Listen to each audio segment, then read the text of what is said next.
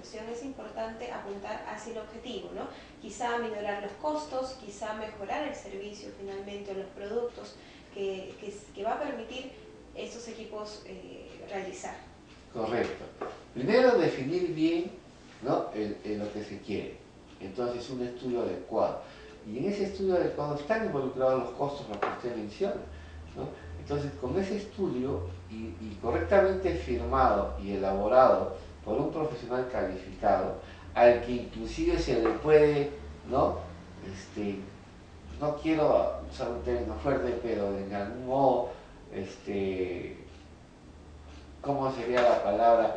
No castigar, pero sí quejarse o cuestionar o validar o verificar si quiere, ¿no?, que el profesional está debidamente habilitado para ese tipo de labor. Entonces aquí es donde debe entrar el colegio, ¿no?, de ingenieros para poder capacitar, habilitar, ¿no?, a sus profesionales y que puedan hacer diferentes tipos de labores. Hay un tema muy interesante que son los inventarios, por ejemplo, ¿no? ¿Qué pasa si hay un inventario, si hay una institución que tiene, inclusive puede ser un banco, puede ser una institución pública del gobierno, locales en muchos lugares del país, ¿no? ¿Cómo inventaríamos sus activos, ¿no? Entonces, ¿qué se suele hacer? Se suele contratar a una empresa especializada, ¿no? Y luego, si hay un problema y la empresa eleva sus costos porque tiene que viajar, si es que hay desplazarse a algún lugar del país, ¿no? Y luego si hay un problema, la empresa no se responsabiliza una vez que termina su trabajo, ¿no?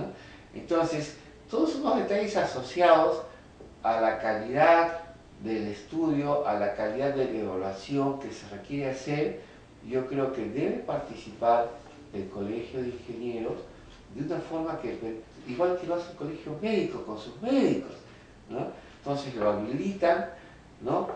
Están en permanente capacitación, están en permanente cuestionamiento de las decisiones apropiadas, ¿no? Están en permanente, digamos, visión, ¿no?, que el profesional no puede cometer un error y si comete un error inmediatamente, ¿no?, debe haber una forma de poder corregirlo. Entonces usted propone que el Colegio de Ingenieros sea el que evalúe a estos profesionales especializados en auditorías y en las evaluaciones técnicas.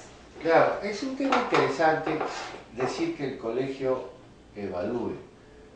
Yo diría que el colegio participe, porque un cambio, o sea, donde no hay nada, un cambio va a costar un proceso largo, ¿no? O sea, si ninguna institución del Estado, o por ahí una que otra, se acerca al colegio, porque hay instituciones que sí se acercan al colegio, pero son muy pocas, ¿no? Para hacer que todas las demás participen, ¿no?, debe haber un mecanismo. Y hay una ley para que los profesionales que deben ejercer la función de ingenieros, ¿no?, deban estar colegiados y habilitados. Esta ley requería un reglamento. El reglamento me parece que también ya se ha avanzado, pero todavía no está en ejecución, ¿no? Entonces, una forma es que las leyes nos obliguen, ¿no?, a hacer las cosas en un sentido, bajo unas normas adecuadas, bajo un comportamiento adecuado.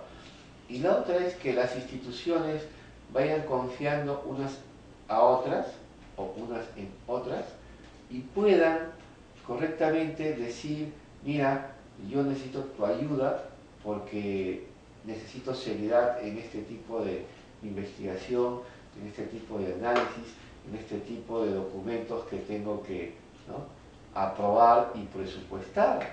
Al final todo es gasto en una institución pública o privada. O sea, cualquier cosa que vamos a hacer va a consumir recursos. Entonces esos recursos son dinero. Entonces, cuando hay uno de estos problemas que mencioné hace un ratito, ¿qué va a suceder? ¿No? Van a estar buscando la responsabilidad en una persona y no la van a encontrar. ¿Por qué? Porque un profesional técnico con título o sin título lo que hace es pues sigue las indicaciones de otra persona, ¿no? Y comienza ¿no? una serie de actividades donde no está clara la responsabilidad, ¿no?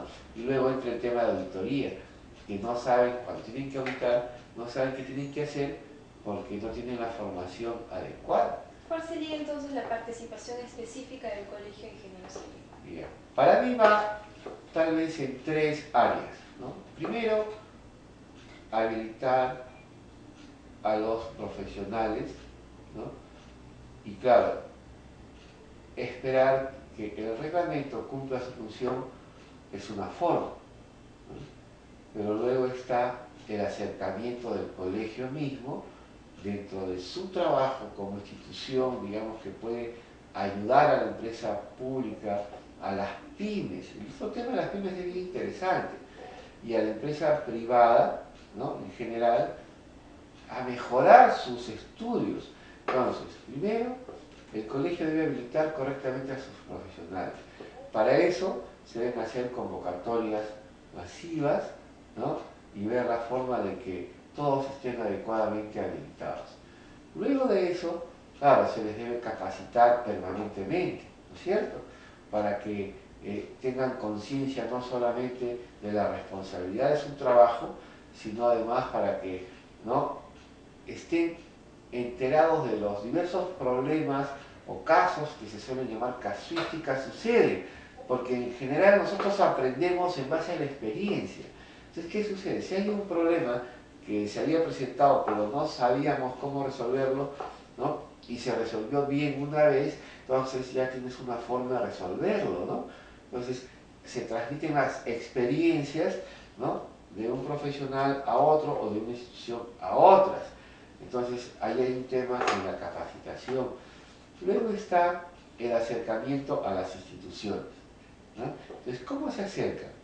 Porque la ley lo manda, entonces esperamos a que nos llamen, o porque nos decimos vamos a trabajar en una especie de colaboración y beneficio mutuo, ¿no? Porque la institución se beneficia porque los estudios van a ser más adecuados para ahorrar dinero, o para entender la necesidad de un ciudadano, o para entender la necesidad de un producto, o de una demanda de un producto, o de una oferta de un producto, ¿no? Y luego está el tema evidentemente técnico, ¿no? Si se requiere que el colegio participe con sus profesionales, pues crear los mecanismos para que eso suceda, ¿no? Ya sea en la evaluación, vamos a decir, inventarios, análisis de demanda, ¿no?, lo que se considere hacer, ¿no?, análisis técnicos de adquisiciones informáticas, de comunicaciones.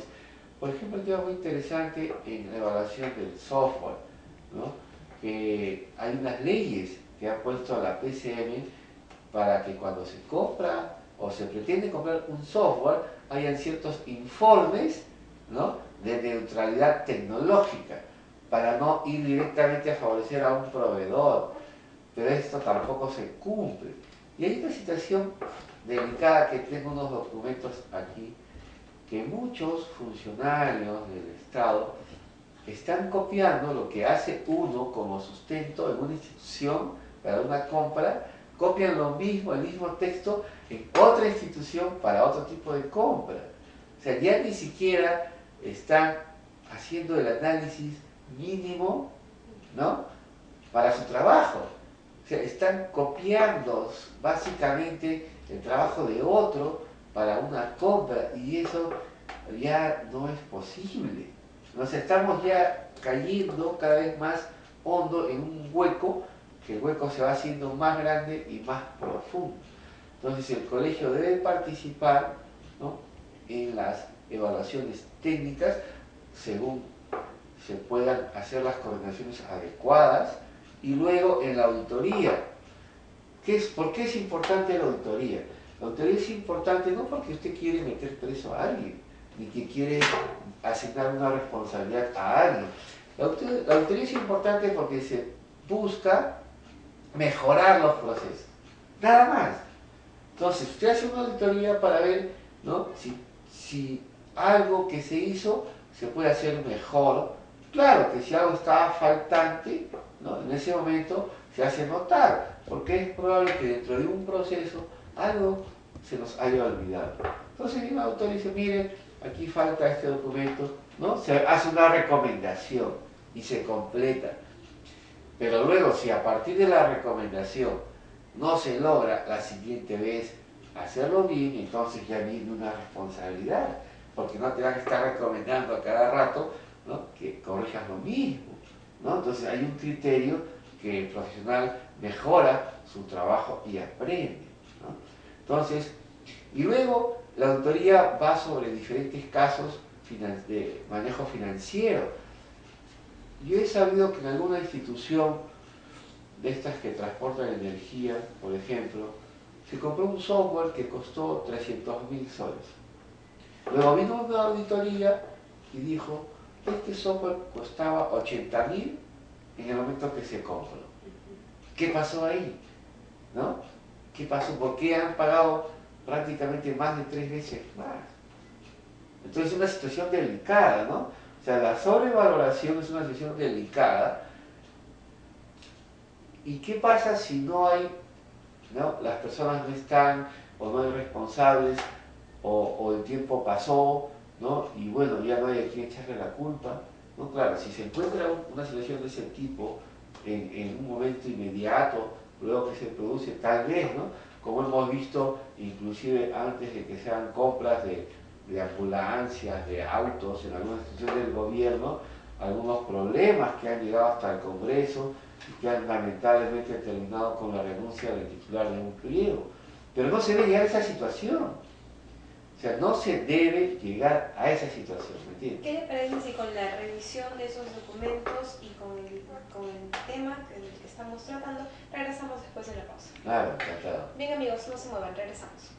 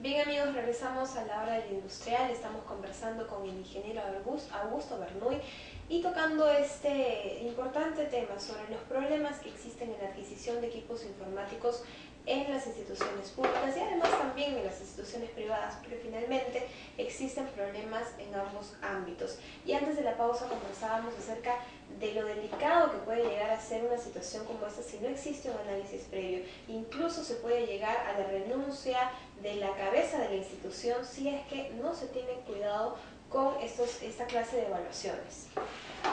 Efectivamente, hemos podido nosotros ver a lo largo de los últimos años cómo algunas autoridades, ministros, titulares de un pliego han sido llamados al Congreso por una situación que ya terminó en escándalo, ¿no? Es una situación lamentable que termine ahí, ¿no? Nunca debió llegar ahí. Luego hay otras situaciones que no terminan en escándalo. Por ejemplo, ¿qué pasa con las pymes, ¿no? Las pymes no tienen ningún soporte para sus decisiones técnicas, ¿no? Y hasta ahora siguen siendo informales y siguen haciendo las cosas como pueden. Esa es una situación que debe cambiar, ¿no es cierto? Pero ¿cómo?, ¿no? Y luego está en la empresa privada, ¿no?, el tema de que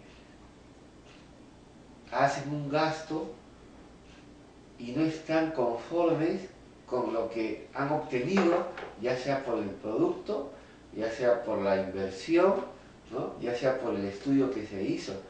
Hay algunos casos que son más emblemáticos que otros. Yo recuerdo uno donde una empresa tenía que construir un edificio y luego